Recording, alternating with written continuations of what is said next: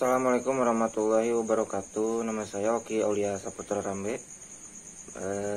dari semester 3B. Di sini saya akan mereview jurnal hukum pidana lanjutan yang didoseni oleh Ibu Prof. Dr. Hajaini Nuraini SHMH beserta Bapak Dr. M. Rendi Aridayandi SHMH. Untuk jurnal di sini yaitu dengan judul Faktor Tindak Pidana Overstay WNA pada Kantor Imigrasi kelas 1 TPI Surakarta oleh Yumna Kholihah Kholis dari Fakultas Hukum Universitas 11 Maret Surakarta.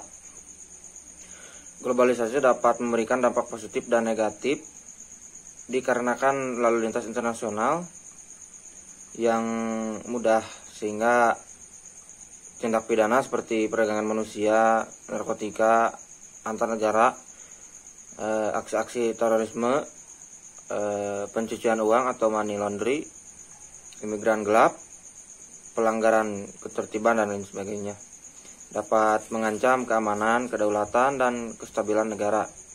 Fenomena ini sudah menjadi perhatian negara-negara di dunia termasuk Indonesia sebagai negara yang memiliki posisi strategis dalam kehidupan internasional, baik dari aspek geografis maupun potensi sumber daya alam dan sumber daya manusia, mengakibatkan arus lalu lintas orang masuk dan keluar wilayah Indonesia semakin meningkat.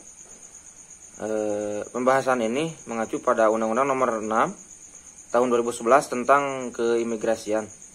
Berdasarkan hasil wawancara pada tanggal 3 Juni 2020, faktor penyebab terjadinya tindak pidana penyalahgunaan izin tinggal antara lain disebabkan, yaitu yang pertama oleh penjamin atau sponsor, dikarenakan orang asing tidak serta-merta datang sendiri. Biasanya orang asing tersebut dipanggil baik itu oleh perusahaan, keluarga ataupun sekolah. Yang kedua, orang asing yang masuk ke Indonesia sudah mengetahui peraturan yang ada, namun lebih memilih untuk mengabaikan peraturan tersebut, seperti contohnya overstay, paspor hilang, mengalami pencurian, bunuh diri, dan pembunuhan. Lalu yang kedua, orang asing yang masuk ke Indonesia sudah mengetahui peraturan yang ada, namun lebih memilih untuk mengabaikan peraturan tersebut, seperti contohnya overstay, paspor hilang, mengalami pencurian, bunuh diri, dan pembunuhan. Lalu kemudian ada faktor petugas imigrasi gitu. Jadi selain dikarenakan jumlah petugas imigrasi yang terbatas, terdapat juga beberapa oknum petugas yang kurang tegas dan masih acuh terhadap orang asing yang keluar masuk Indonesia, mengakibatkan orang asing tersebut akan berani dan leluasa untuk berkeliaran di Indonesia gitu. Satu kasus yang baru saja terjadi pada bulan April 2020 lalu, di mana terdapat 5 orang warga negara asing berkebangsaan Afrika yang mengontrak pada suatu rumah di daerah Banjarsari. Kelima warga negara asing tersebut, masa berlaku izin tinggalnya sudah habis 1 tahun yang lalu dan berhasil lolos dari petugas imigrasi. Hingga saat ini akhirnya mereka ditangkap dan terbukti melanggar pasal 75 Undang-Undang Nomor 6 Tahun 2011 tentang keimigrasian, dan ditempatkan di ruang detensi Kantor Imigrasi TPI kelas 1 Surakarta.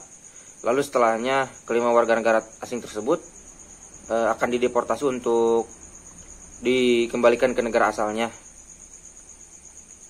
Hal ini menjadi bukti bahwa masih terdapat celah-celah terjadinya penyalahgunaan izin tinggal di Indonesia. Jadi untuk langkah pencegahan yang dilakukan oleh petugas imigrasi ini yaitu dengan sosialisasi langsung dan membagikan brosur di perusahaan dan sekolah, dan juga selain itu melakukan sosialisasi menggunakan platform media sosial seperti YouTube, Instagram, Facebook dan lain sebagainya.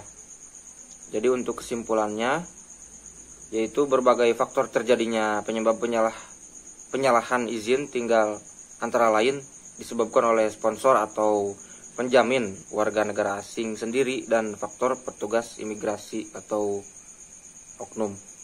Mungkin sekian review jurnal dari saya. Mohon maaf bila banyak sekali kesalahan. Billahi taufiq wal hidayah. Wassalamualaikum warahmatullahi wabarakatuh.